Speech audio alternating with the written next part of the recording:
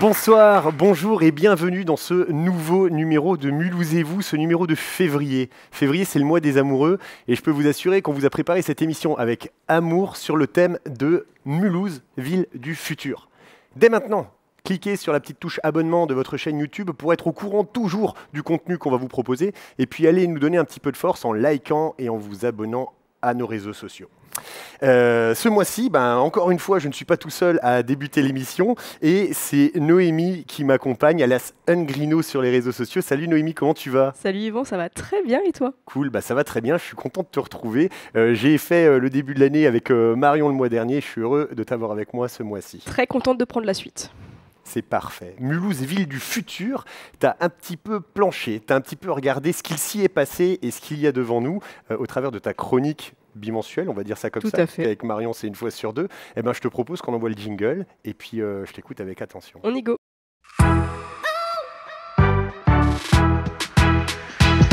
Alors effectivement, Yvan, j'ai planché sur ce sujet Mulhouse, ville du futur. C'est vrai que Mulhouse, je pense, est une ville qui a toujours été tournée vers l'avenir, vers le futur. Et pour se replonger un petit peu dans cette histoire-là, j'aimerais te parler d'un projet hyper futuriste, je trouve, qui est, qu'on le veuille ou non, emblématique de notre ville, c'est la Tour de l'Europe.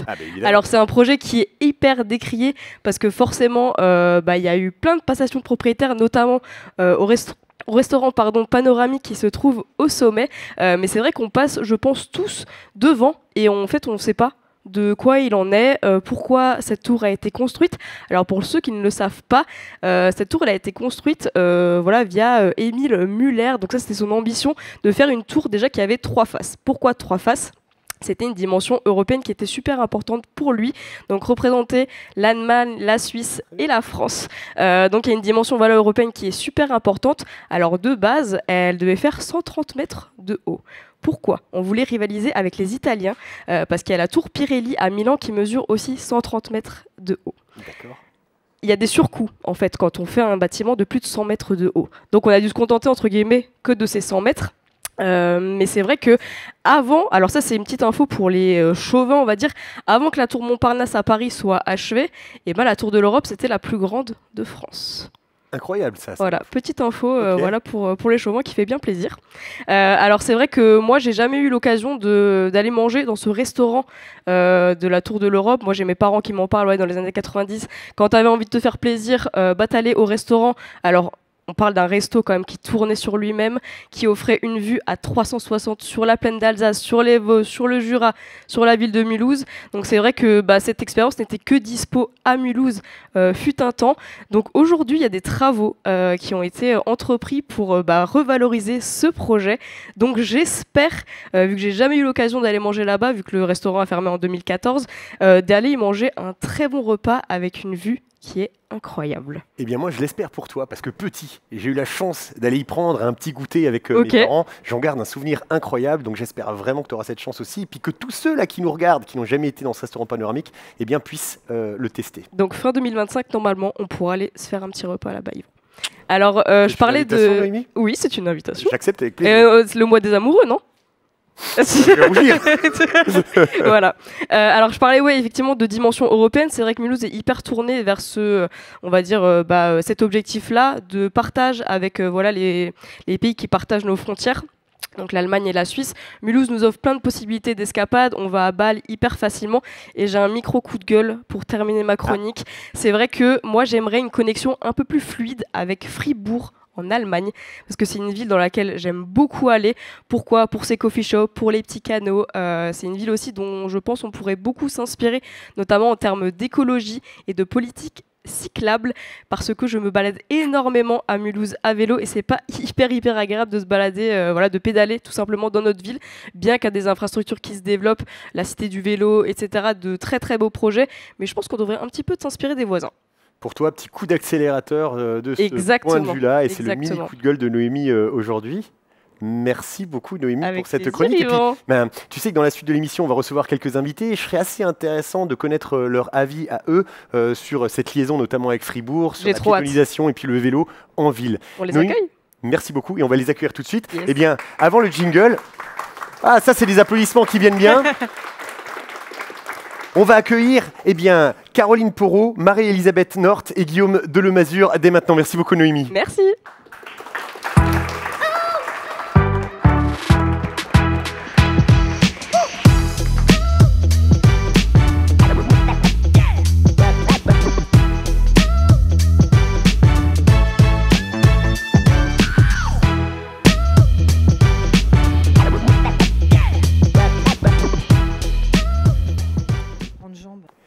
Nos invités sont en place et m'ont rejoint en plateau et je suis très content d'accueillir Caroline Porot. Caroline, vous êtes directrice de 42 Mulhouse. Absolument. Qui est une école, qui est un centre de formation. C'est un lieu assez atypique, on y revient dans quelques instants. Merci d'avoir accepté notre invitation. Avec plaisir. À côté de vous, sur la banquette, Marie-Elisabeth Nort, vous êtes une porteuse de projet, vous êtes une entrepreneuse. Et il y a des choses qui ont fonctionné du côté de Strasbourg, qui arrivent cette année, en 2025, à Mulhouse. Oui. Et ça s'appelle Les Compotes. Ça s'appelle Les Compotes. Merci d'être avec nous aujourd'hui. Vous allez nous en dire un peu plus dans un instant. Merci à vous. Et à ma droite, Guillaume Delemazure. Guillaume, vous êtes associé et fondateur de DE Architecte, un cabinet d'architectes, et vous êtes également associé de KM0, ce projet de nouvelles technologies qui lie les startups, les entrepreneurs, nouvelle génération. Merci d'avoir accepté notre invitation, Guillaume. Voilà, plusieurs casquettes, effectivement. Plusieurs casquettes. Eh bien, on va Merci de votre invitation. On va y revenir dans un instant. C'est nous qui sommes heureux de vous recevoir. Ce que je vous propose pour alimenter nos discussions à venir, c'est de regarder ce que pensent les Mulhousiens de leur ville et du versant de la ville du futur. Est-ce que selon les Mulhousiens, Mulhouse est une ville du futur? Eh bien, on lance le micro-trottoir maintenant.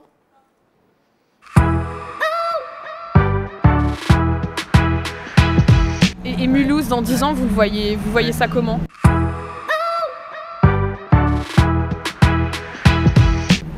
Encore mieux, j'imagine. Un petit Strasbourg. On pourrait faire encore plus, exploiter le côté eau. Moi qui ai grandi au bord d'un lac, l'eau qui me manque vraiment pour me ressourcer, je vais au bord du canal, je vais au bord de l'île, aménager tout ça, oui, ça serait... Piéton, oui, on espère. C'est ce que j'allais dire, ouais, piéton. Ils font déjà des travaux et tout. Ce serait bien. Ce serait bien que ce soit... Parce que ça redonne un peu de vie à Mulhouse en fait. Oui, et puis ça développe un peu plus les commerces. Parce que là, pour le moment, il y a trop de voitures partout. D'un point de vue architectural, c'est vrai qu'il y a quelque chose à faire. Ou carrément basculer dans le moderne, ou revenir dans le traditionnel. En tout cas, il faut faire des choix francs. Et aujourd'hui, c'est un peu un mélange de tout. Donc architecturalement, on n'aura jamais cette attirance des gens. Et puis c'était une ville, on est sur l'eau, là, rue de la Cine, le Mittelbach. Ce sont des fleuves asséchés ou souterrains. Donc voilà, c'est peut-être un côté... Faire ressortir l'eau dans la ville. Bon, il y a beaucoup de choses qui sont faites, ça c'est ce qu'il faut reconnaître à Mulhouse. Ils ont gardé des espaces verts, il y a toujours des choses qui bougent, il y a beaucoup de travaux qui sont faits, qui vont dans le bon sens, je pense. Sauf peut-être cette tour qu'ils ont fait là-bas du côté de la gare, là, pas compris. Ils en ont détruit une 10 mètres avant et ils en reconstruisent une. C'est vrai, peut-être un café, restaurant aussi constant au bord de l'eau, ça sera chouette. Disons que je vois qu'actuellement ils font des travaux du côté de l'avenue Aristide-Briand. Et je suis ravi parce que c'était une très très belle avenue il y a 40 ans. Parce que ce qui a été fait devant la gare par exemple, c'est quand même génial, c'est beau. L'été quand il y a eu ces grandes fêtes qu'il y avait là-bas, franchement elle a dit mais c'est super quoi. Et je trouve que par contre je trouve que Mulhouse s'est beaucoup amélioré sur le plan culturel.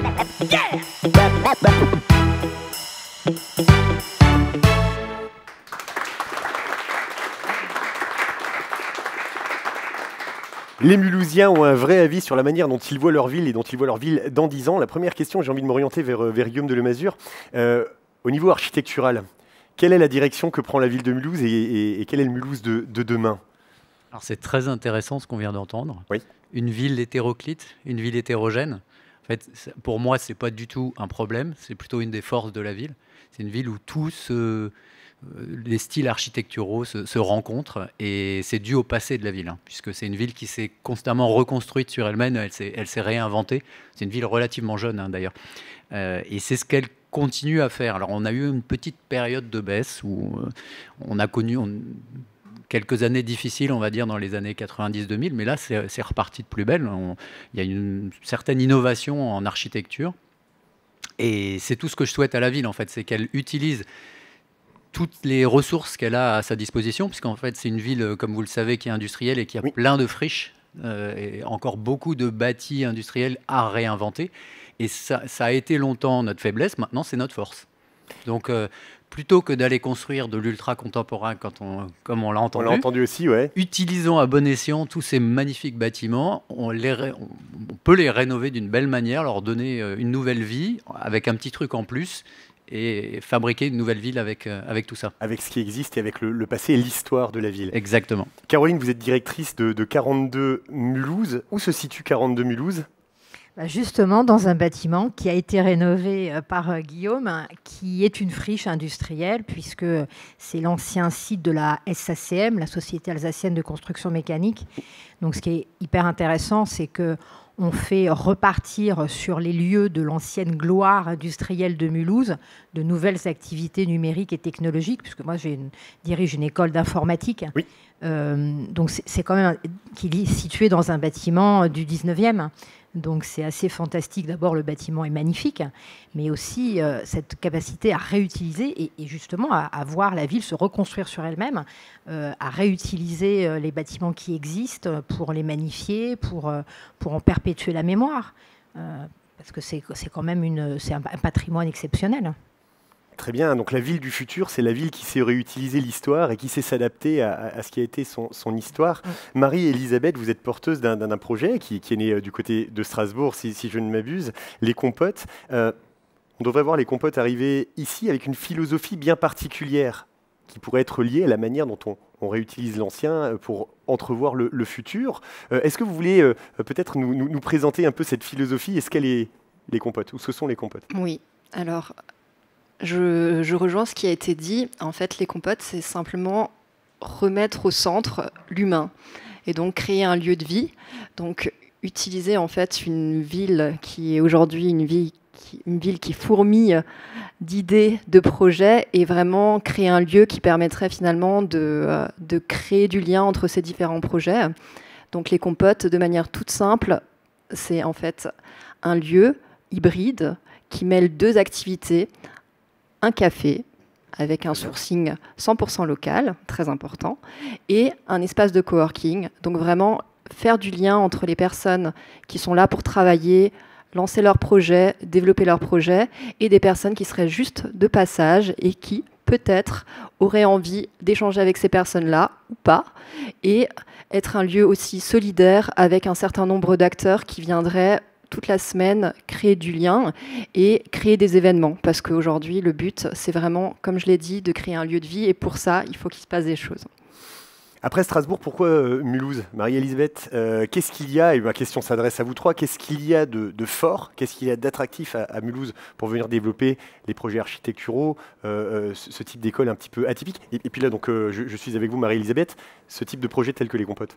Alors, j'ai envie de dire, Strasbourg, c'était un bêta-test, parce que finalement, je crois que dans ma tête, ça a toujours été Mulhouse qui était en ligne de mire.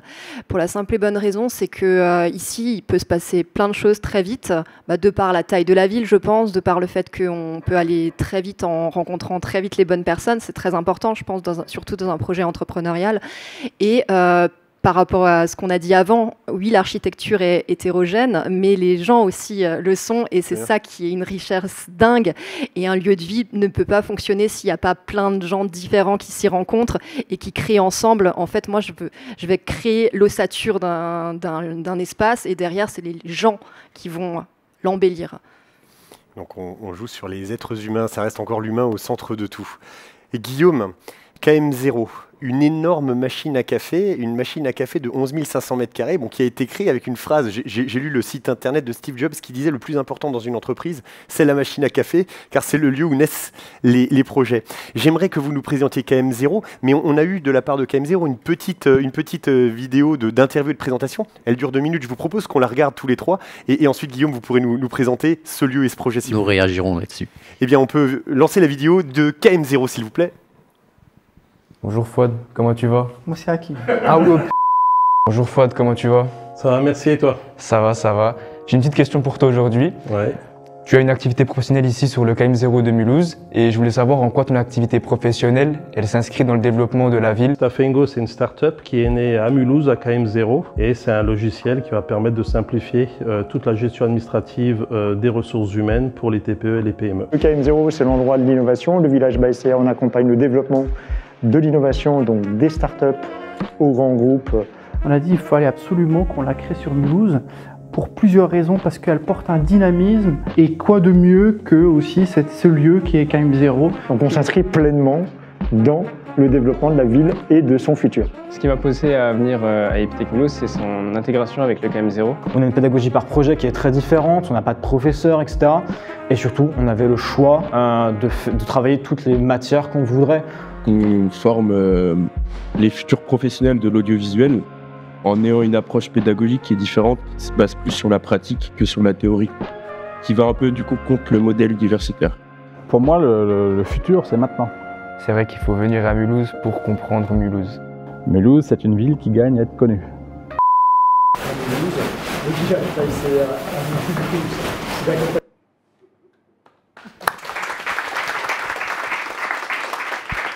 On vient de le voir. On vient de le voir dans la vidéo, le futur c'est maintenant et Mulhouse c'est une ville dans laquelle il faut être. KM0, Guillaume, est-ce que vous pouvez nous en parler? Ceux qui vivent à Mulhouse, on en a entendu parler et c'est le Mulhouse du futur. Ça va être difficile de réagir là-dessus. Hein. Bon, surtout le petit dinosaure. Le petit dinosaure à la fin, ah, c'était la petite vanne de fin. En tout cas, je suis très content parce que les projets se décrivent par leur slogan, on va dire. Et puis la machine à café de 11 000 m², c'est un slogan inventé par un des partenaires, Patrick Ryan, c'est exactement ça.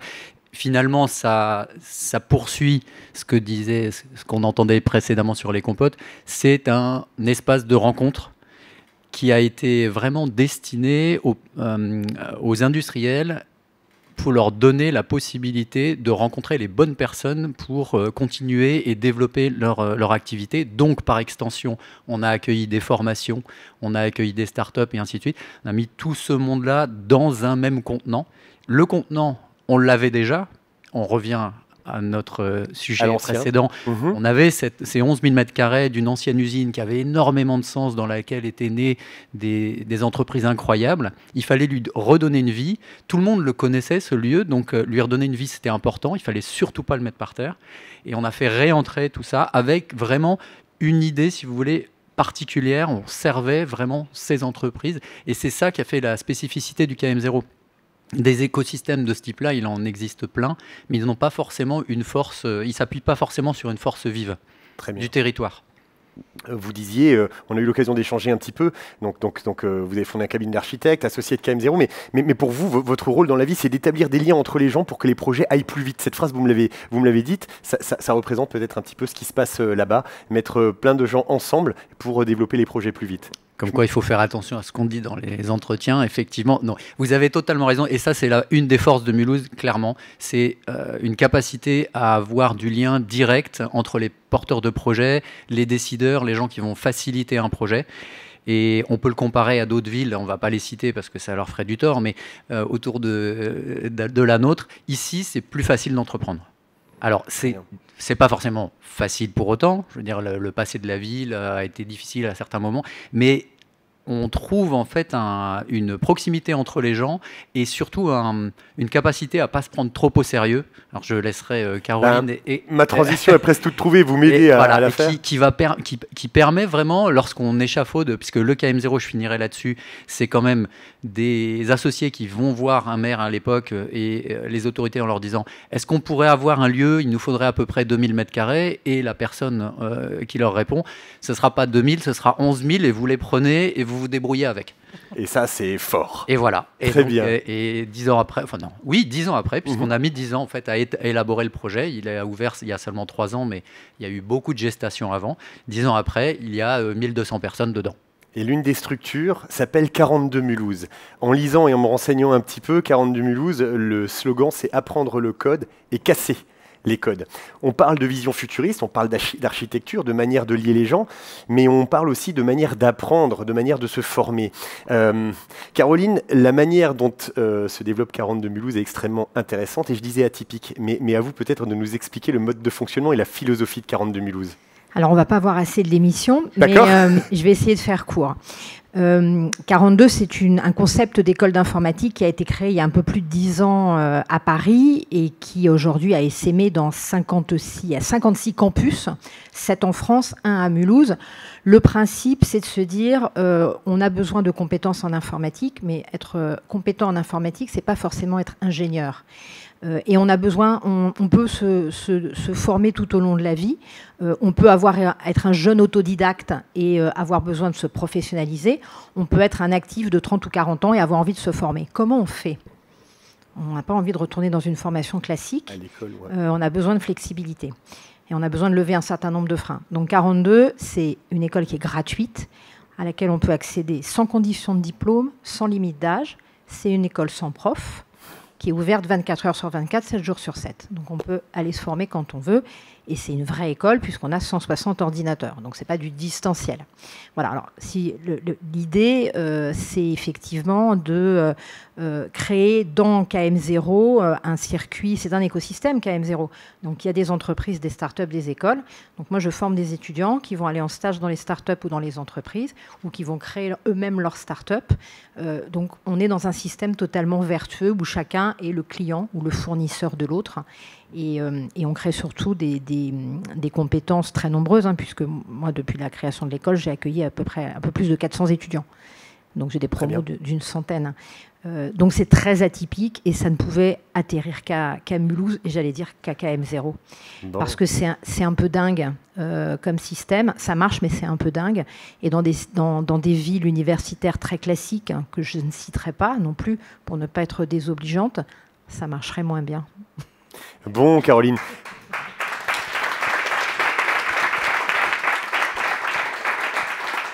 J'ai envie encore de rester un peu avec vous en vous posant une seule question. Un projet qui a pu émaner de 42 Mulhouse, que vous pourriez peut-être nous... J'imagine qu'il y en a des dizaines ou des centaines, mais il y en a peut-être un qui serait un projet un peu incroyable qui est né chez vous, à Mulhouse, chez 42 Mulhouse. Alors, un projet dingue qui est né à Mulhouse, j'ai un exemple d'étudiant à Mulhouse qui est quand même assez extraordinaire. Allons-y. J'ai un étudiant qui est éclairagiste de formation, designer lumière. Très bien. Et qui est venu me voir un jour pour me dire je vais devoir m'absenter quelques mois parce que j'ai remporté un appel à projet et je vais être obligé d'aller à Paris. Et je lui dis bon ok, et c'est quoi? Il me dit c'est l'illumination de la cérémonie d'ouverture des Jeux Olympiques et des Jeux Paralympiques. Incroyable. Voilà. Donc voilà, il s'appelle Thomas de Chandon et il est venu se former à 42 Mulhouse parce que dans son métier d'éclairagiste, il était bloqué techniquement. À un moment, il avait besoin de savoir programmer pour pouvoir mieux utiliser des logiciels de synchronisation. Ceux qui ont vu la cérémonie des JO ont vu notamment le show laser à la Tour Eiffel. Donc vous imaginez le boulot de synchronisation de dingue que c'est. Et donc voilà, il est venu à 42 Mulhouse. Il n'est pas allé à 42 Paris, il n'est pas allé à 42 Lyon. Il est allé à 42 Mulhouse. Et je crois que ça s'applaudit.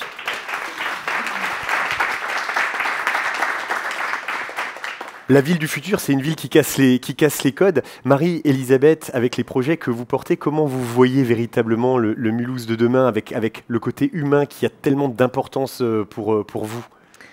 Alors moi j'ai grandi avec une série qui s'appelle Friends. Oui. Et je pense qu'il parle à plein de gens. Oui. Alors c'était certainement une douce utopie, mais moi je crois en cette douce utopie de créer en fait un peu des lieux de vie, des QG un peu partout disséminés dans la ville, où en fait à n'importe quel moment, peu importe le sexe, l'origine ou l'âge, on se sentirait chez soi et c'est ça ma douce utopie pour Mulhouse.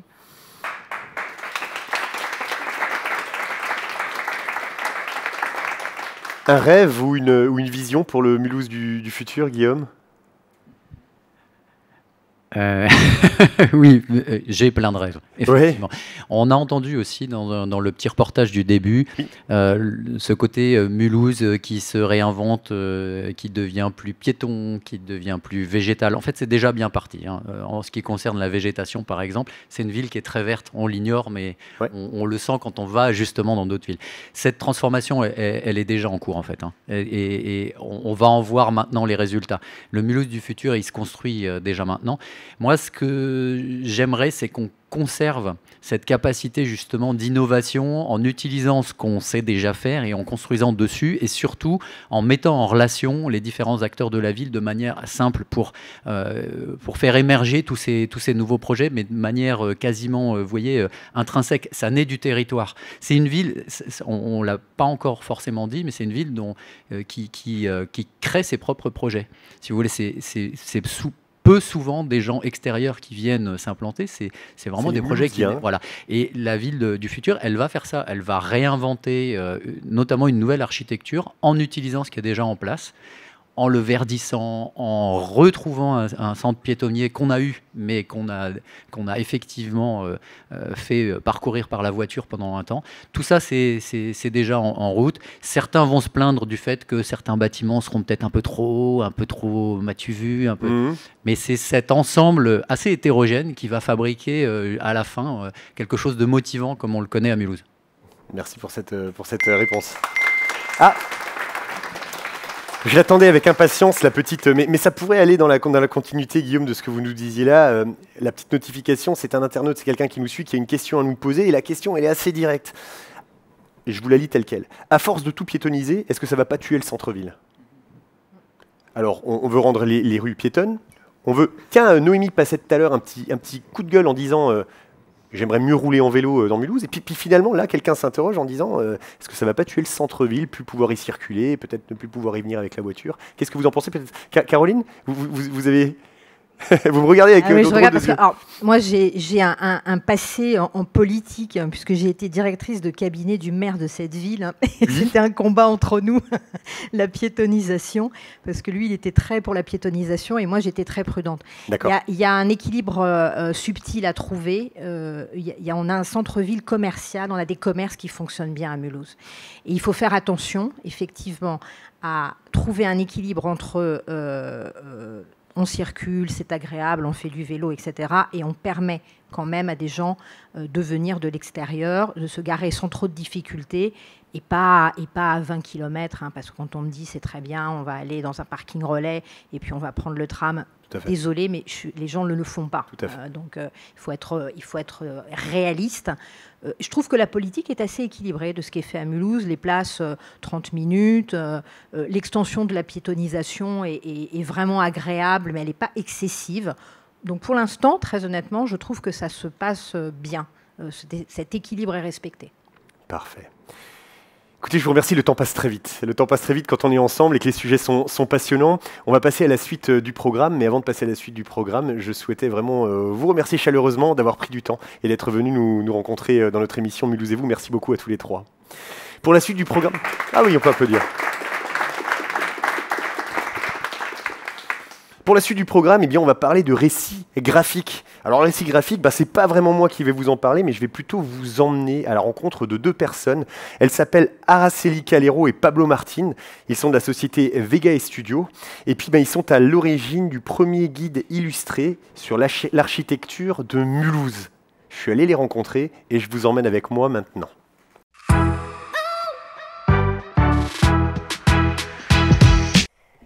Eh bien, ça, c'est la magie d'Internet. Et en un claquement de doigts, on se retrouve dans un nouveau lieu avec deux invités exceptionnels. Je suis en présence ici de Araceli Calero et de Pablo Martin.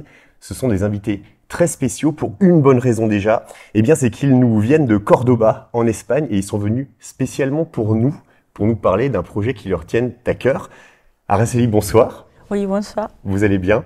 Oui, très bien. Et vous, Pablo, bonsoir.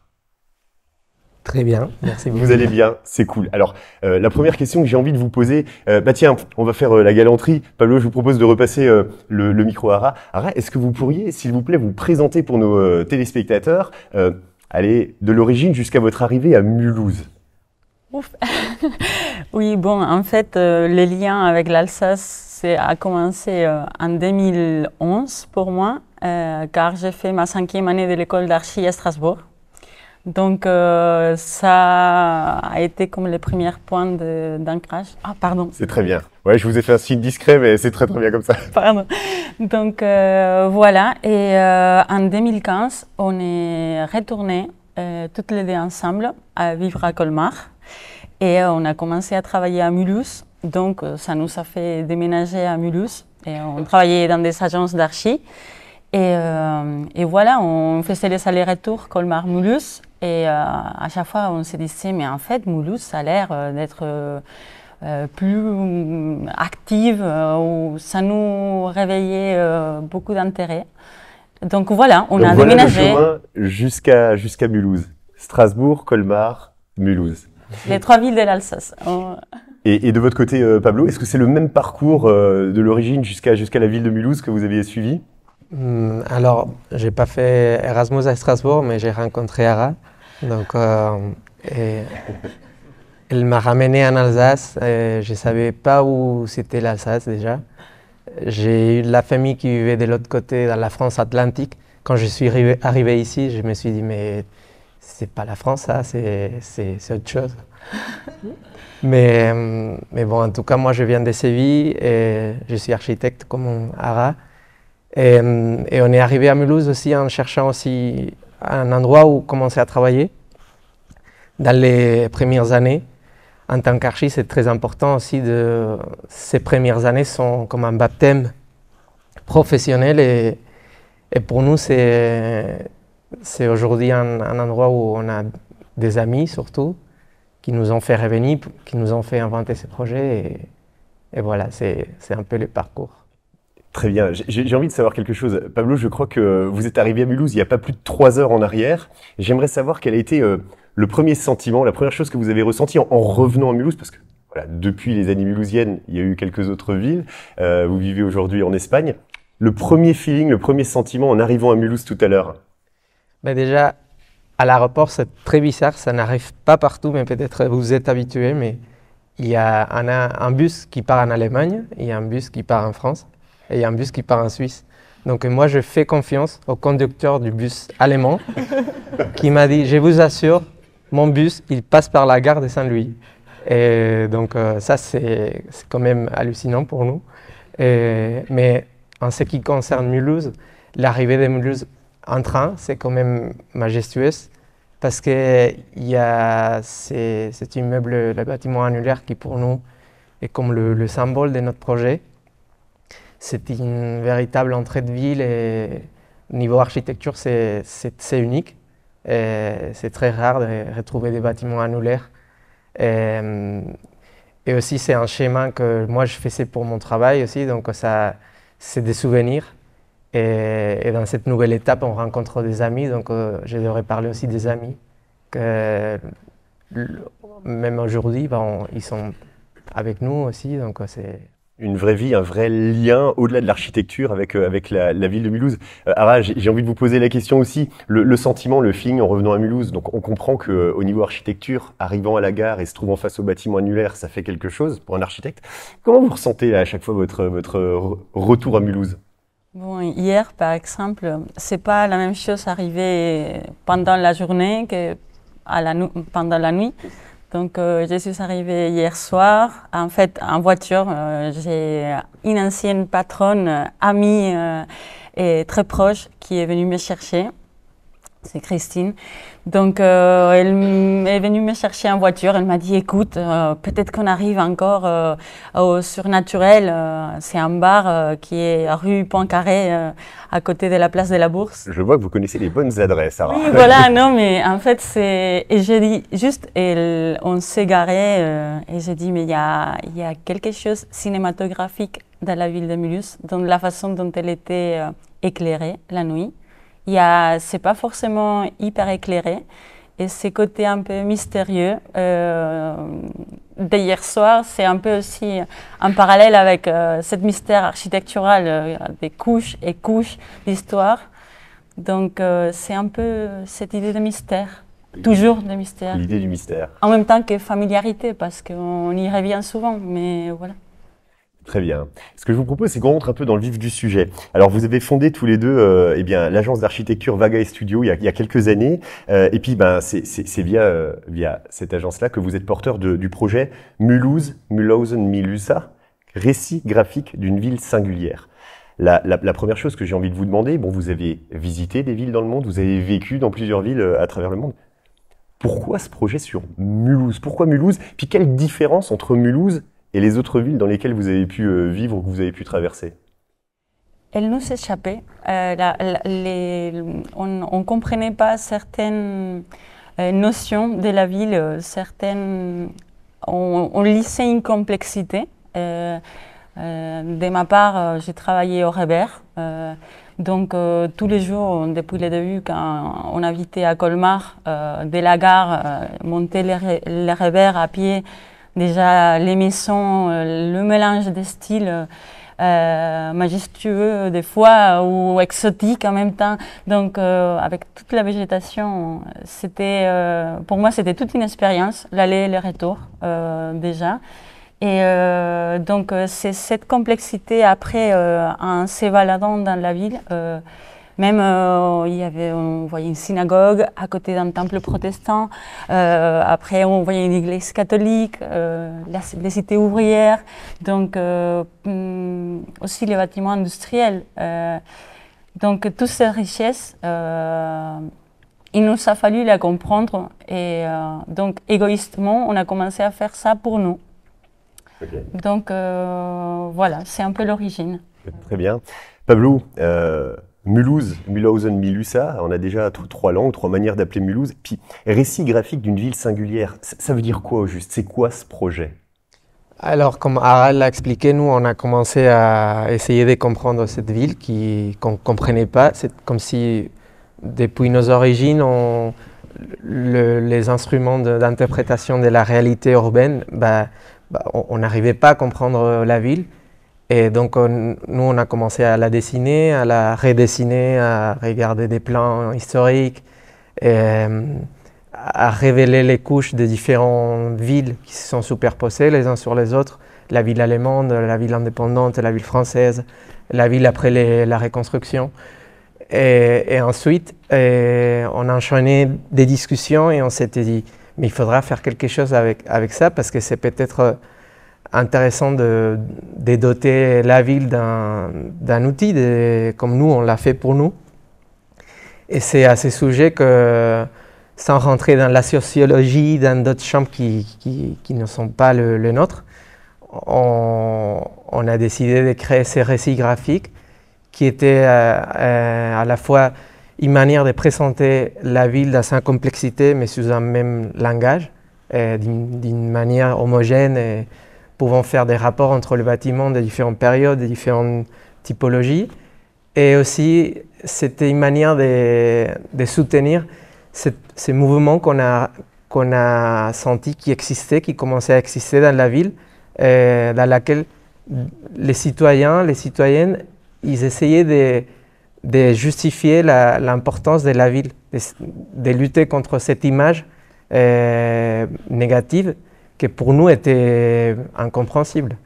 On pensait que la ville ne méritait pas cette image et nous, on a essayé de construire à partir d'un projet personnel quelque chose qui pourrait contribuer à la bonne image et à l'énergie que vous avez ressentie dans cette ville qui est notre ville de Mulhouse.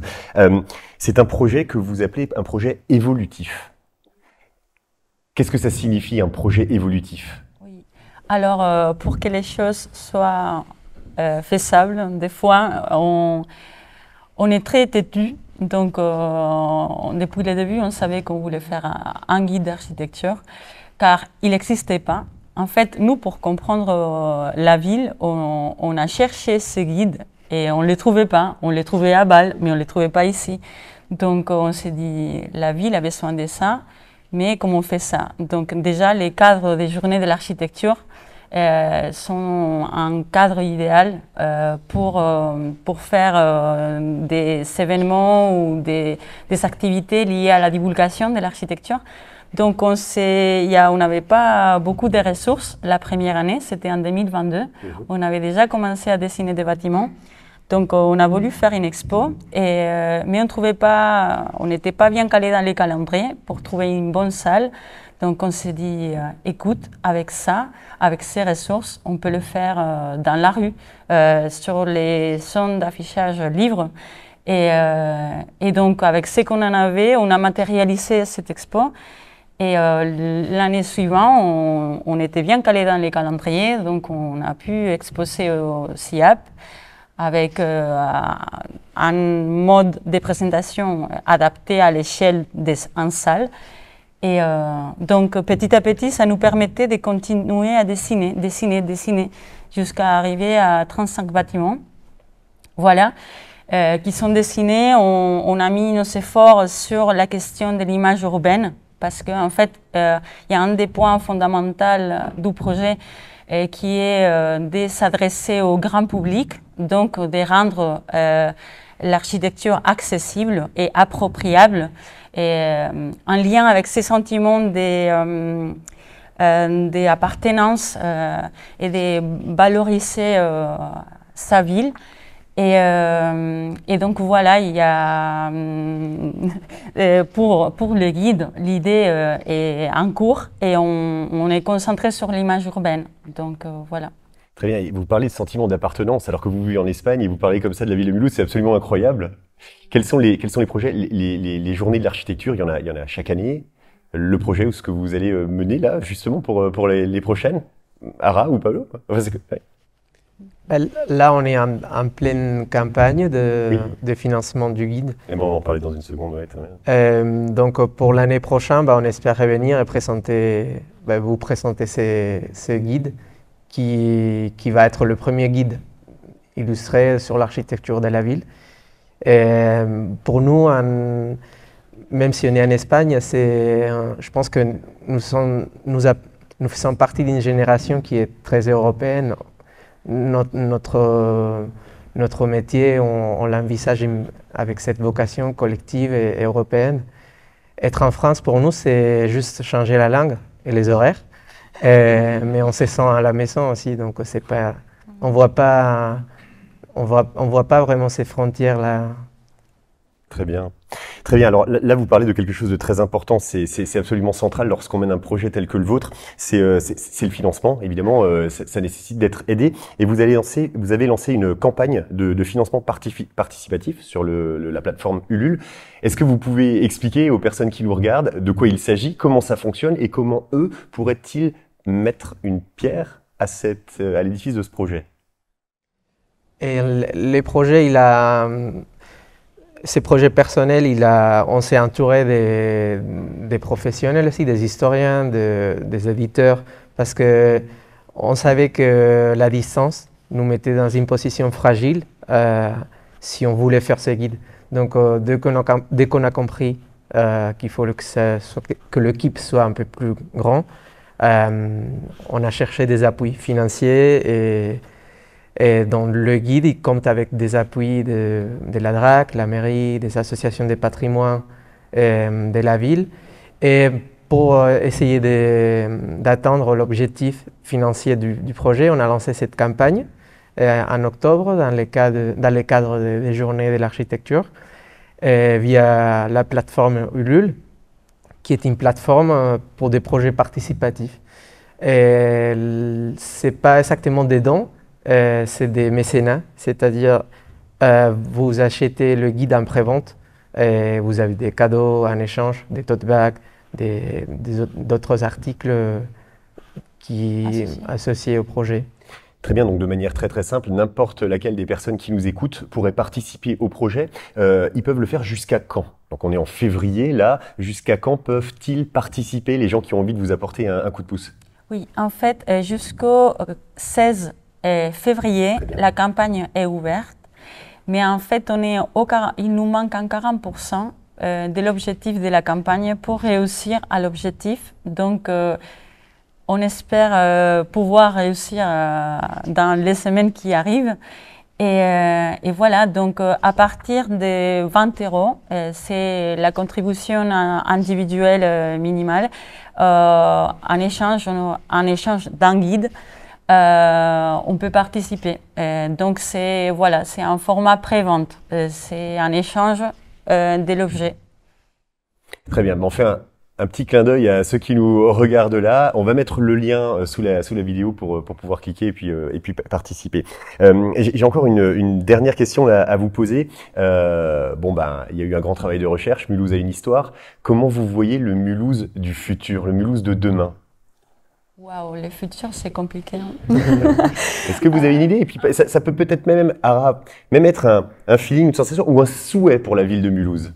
En tout cas, je sens depuis 2017, août 2017 qu'on est parti.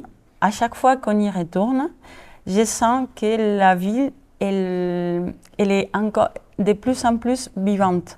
Déjà, dans les cafés ou dans les quotidiens, je croise même plus de jeunes. Je ne sais pas si c'est parce que j'ai grandi, je vois ça, mais non, je sens qu'elle est dynamique de plus en plus. Et non, je sens cette ouverture. Donc, j'espère que cette inertie continue. Et voilà, je ne sais pas, qu'est-ce qu'il pense, Pablo. Pablo, le Mulhouse de demain. Merci en tout cas, Ara, pour cette vision du Mulhouse de demain. Et Pablo. Et alors, pour moi, je pense que c'est, comme Ara, elle a parlé de l'aspect physique, des changements physiques, plus d'espace pour les piétons, plus de vélos, plus de végétation. Moi, je voudrais souligner l'aspect psychologique. Quel est le rapport des Mulhousiens avec sa ville? Et pour moi, je pense que c'est le futur pour chaque lieu, n'importe ici en Espagne, n'importe où, serait de renforcer ce sentiment d'appartenance, que les gens ils viennent s'installer dans une ville moyenne, qui n'est pas peut-être le cible pour les jeunes ou pour les jeunes familles, mais c'est une ville très verte, très privilégiée par sa position trifrontalier, avec des endroits magnifiques autour, avec une qualité de vie qui pour nous était très présente quand on vivait ici. Donc je pense que si celle-là améliore, c'est un bon signe. C'est la continuité de ce que vous avez découvert et vécu ici à Mulhouse. Je vous remercie et on vous remercie tous pour d'avoir fait le déplacement jusqu'à chez nous. Toutes les personnes qui ont envie de suivre vos aventures, je pense que vous êtes présents sur les réseaux sociaux. Est-ce que vous pouvez nous indiquer de quelle manière on vous retrouve? Oui, en fait, on a un compte sur Instagram qui s'appelle mulhouse.artrécigraphique et le même pour Facebook. Mais voilà, c'est ça. Eh bien, très bien, donc mulhouse.récigraphique. Araceli, Pablo, merci beaucoup d'avoir été avec nous dans cette émission Mulhouse et vous. Eh bien, je vous l'avais dit au début, c'est magique. En un claquement de doigts, on se retrouve tout de suite en plateau.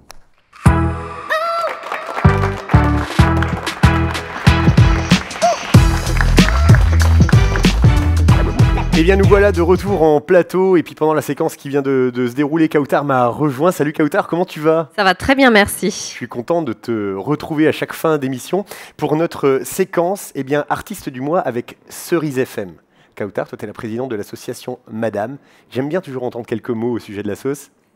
Eh bien, l'association Madame promeut des artistes mulhousiennes en créant des événements. Donc n'hésitez pas à nous rejoindre sur les réseaux sociaux aussi. Avant de te laisser présenter l'artiste de ce mois, je propose qu'on envoie le petit jingle et puis on se retrouve tout de suite. C'est l'artiste du mois avec Cerise FM.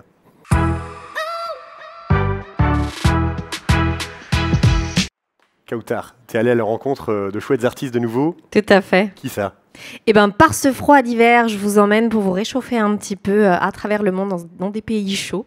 Je vais vous faire voyager et on va rencontrer un groupe formé par Olivier Mounoussamy qui puise ses racines entre l'océan Indien, l'Afrique et l'Orient. C'est un petit groupe de style pop métissé influencé par le Maloya. Alors, qu'est-ce que le Maloya? C'est une musique endémique de l'île de la Réunion. Suivez-moi et découvrez Doumtaka.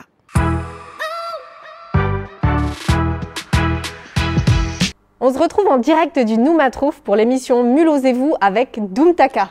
Olivier, bonsoir. Bonsoir Kautar. Comment tu vas? Ça va et toi? Je suis super heureuse que tu nous aies accordé du temps ce soir. Merci de m'avoir invité. Mais merci à toi d'être là. On va commencer par te présenter. Raconte-nous un petit peu qui tu es, qui est Doumtaka, qui vous êtes tous les deux, puisqu'on est accompagnés. Tu es accompagné ce soir. Je suis accompagné de mon comparse Eric Scalzitti. C'est avec lui que l'aventure Doomtaka a commencé. Il y a bientôt 10 ans, ça s'appelait pas Doomtaka. On a vécu maintes et maintes péripéties, on a changé plusieurs fois de musicien. Et depuis 5-6 ans, on a une équipe stable. Et donc, nous écumons les podiums de la région. Ok. Dis-nous un petit peu, est-ce que tu as des projets? Est-ce que tu as des choses qui viennent bientôt? Raconte-nous tout. Exactement. Nous avons donc un clip, le dernier clip de la promotion de la sortie d'album qui sort sous peu, Sentier la vie. On fait des petits réajustements, mais je n'en dirai pas trop pour garder le teasing. On a également notre album live enregistré ici même au Noumatrouve pour notre release party qui sortira également là en début d'année.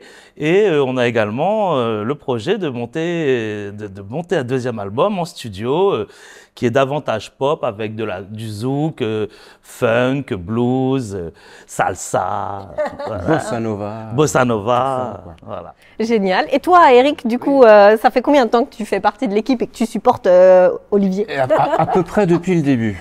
C'est-à-dire, je ne peux pas te donner l'année précise, mais vers 2016, 2018, oui, quelque chose comme ça. Même 2014, 15 comme ça. Non, quand même.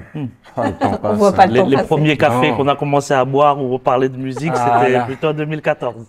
Ah oui, c'est vrai. Ben, quand on aime, on compte pas. Et puis on s'est trouvé. Et puis je pense qu'on va continuer comme ça, même si effectivement il y a eu une géométrie du groupe qui bougeait un peu, mais. Bon, en tout cas, moi, je suis toujours là pour l'instant. Bon, ça arrive beaucoup dans les groupes en général, donc Ouais, c'est et pas puis là, on a très- vraiment une super équipe. Eh ben génial. L'équipe avec laquelle on est parti en tournée à La Réunion en 2022. Et donc là, c'est vrai que j'ai pas fini toute ma promotion, n'est-ce pas? Mais c'est vrai que nous prévoyons, bon, on avait des projets, mais il y a des événements personnels et on rend hommage à Manix parce que c'est un pilier de la communauté qui nous a quittés. Nous devions faire une tournée à La Réunion en décembre et sortir un morceau ensemble. On le fera pas avec sa voix, mais on le fera avec son esprit. Et son fils joue dans notre groupe. Et on portera haut et fort le métissage africano-caraïbo-réunionnais dans lequel, et alsacien bien sûr, dans lequel on est. Quoi. Beau mix. Voilà, on retourne à La Réunion en décembre 2025. Eh ben avec plaisir, on a hâte de voir tout ça, de voir Vous vos serez clips, vos informés, vidéos. tout. Dites-moi un petit peu ce qui vous attache à la ville de Mulhouse, qu'est-ce qui vous a influencé ici, qu'est-ce qui vous a aidé dans vos projets dans Doomtaka? Eh ben alors c'est incroyable parce que moi du coup j'ai quitté La Réunion il y a une douzaine d'années pour vivre à Fribourg, mais je travaillais déjà à Mulhouse en vivant à Fribourg. Et c'est vrai que venant de l'île de La Réunion, quand je suis arrivé à côté de la Porte Jeune, quand j'ai entendu des gens parler au moins 20 langues différentes en une heure, je me suis dit non mais en fait c'est comme l'île de La Réunion, quoi. C'est voire même c'est à une dimension internationale. Et donc du coup je me suis dit que ça serait le vivier, le terreau fertile parfait, idéal pour créer un groupe. Et c'est vrai que ça n'a pas été difficile de trouver des musiciens avec des connaissances et des compétences, on va dire, musique du monde. Et du coup, c'est vrai que comme nous avions déjà une association à La Réunion, on en a recréé une ici, qui donc porte moralement, porte moralement, oui, c'est la personne morale qui s'occupe de la gestion de Doomtaka et de plein d'autres projets ici. Et donc, Mulhouse, par exemple, la dernière chose qui m'a marqué, et là, je remercie tous les Mulhousiens parce que vous vous êtes bien mulhousés avec nous. Je remercierai les 4500 personnes, chiffre police, qui sont restés sous la pluie le 21 juin à la place de La Réunion pour écouter notre musique réunionnaise. Ah, vous êtes courageux. Alors là, les Mulhousiens, merci. C'est ça notre lien avec vous, les amis. C'est beau, Mulhouse. Voilà, et c'est là, c'était parapluie, magnifique. hein. Sans Pas de parapluie, trucage, sans rien. rien. Bon, en même temps, vous réchauffez les cœurs, donc j'ai envie de te dire, ils sont restés là, ils n'ont même pas senti la pluie, ils étaient sous une pluie tropicale avec le Ça, groupe. exactement, manque de 3 notes coco, on était bon.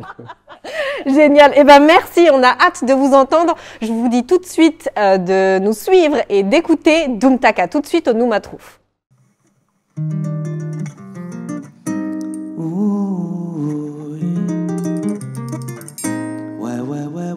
Ouais.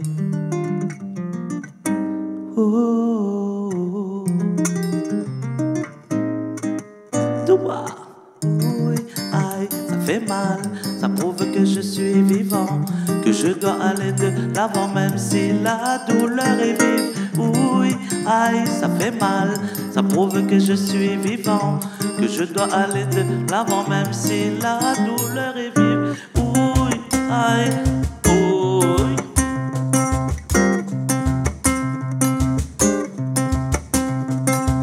Oui, aïe, oui.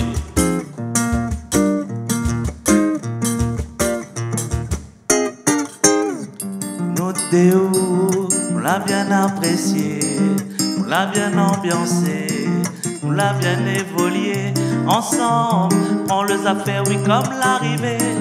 Ouais, nous l'a bien aimé aussi, même si on les pilazotti, même si t'es pas tous les autres roses, même quand nous te prend la pause, t'es gain puis trop causé, t'es gain puis partager ensemble.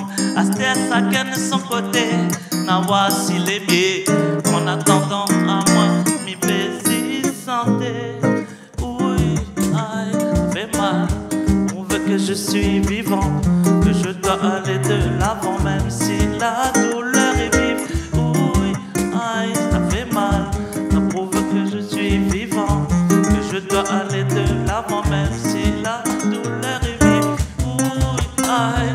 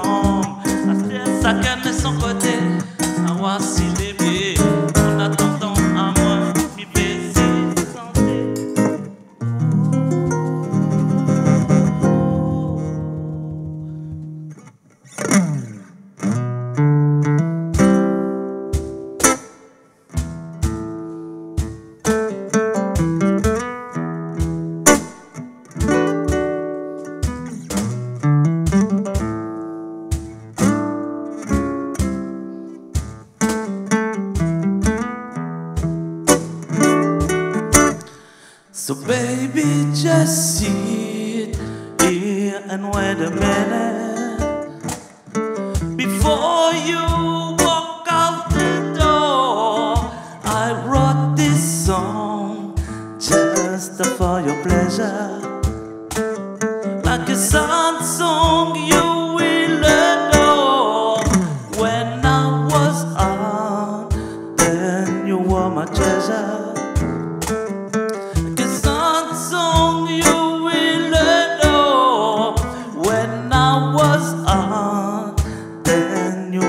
Treasure. Life without me can bring you more. Remember all the times together. Well, I can't get you out of my mind. Now we're not longer together, baby. Really hopes everything will be fine.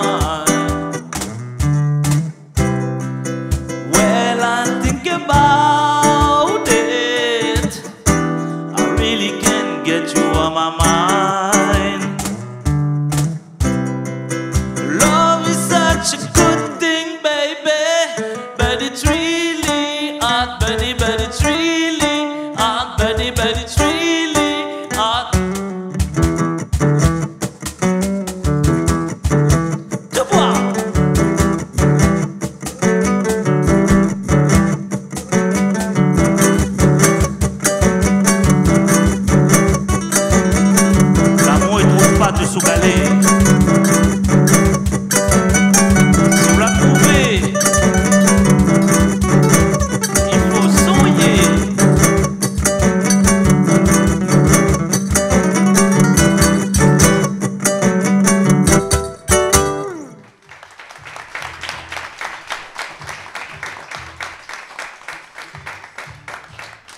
Quelle énergie, Kautar. Merci encore une fois de nous faire découvrir ces artistes qui sont du coin.